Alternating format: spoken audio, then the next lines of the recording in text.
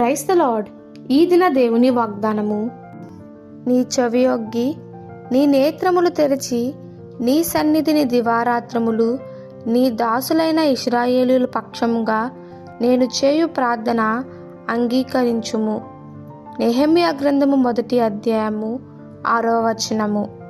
అనేకులు తమ ప్రార్థన జీవితమును పోరాటముతో నింపుకుందురు. వారు ఆయాసముతోనూ కలవరముతోనూ నిండుకుందురు.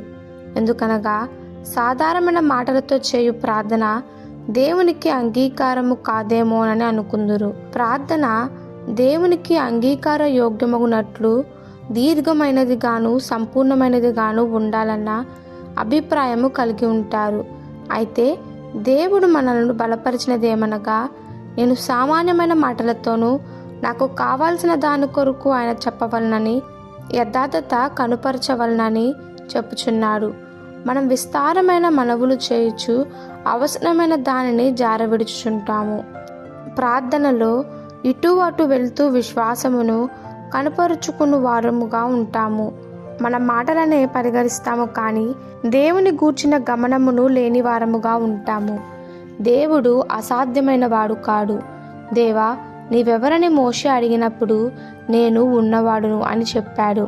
మన సమస్యలన్నిటికీ జవాబు నిమిత్తము బైబిల్లో మనం వెతికినప్పుడు బైబిల్ నందు మనకు అతి సామాన్యముగా కనబడే విషయం ఏమిటంటే విశ్వాసముంచుము అన్న మాటయే. మనము చిన్న బిడ్డల వలె ఆయన యొద్దకు రావాలని ఆజ్ఞ ఇవ్వబడి ఉన్నది. చిన్న బిడ్డలు తమ తల్లిదండ్రులను దేని కొరకని అడిగినప్పుడు వారు నచ్చచెప్పే మాటలు కానీ ఉపయోగించరు. వారు తేటమైన రీతిగా, సామాన్యమైన రీతిగా, ముక్కుసూటిగా ఉంటారు. సాధారణమైన మాటలతో చేయబడు ప్రార్థనలు సామాన్యమైన జీవితం జీవించుటకు వీలగును గనుక దేవుడు వినేటటువంటి ప్రార్థనలు చేయుట మొదలు పెడతాము. ఈ దిన దేవుని వాగ్దానము మనందరి జీవితంలో నెరవేరలాగున ప్రభు కృప మనకి తోడై ఉండును గాక. ఆమెన్. God bless you.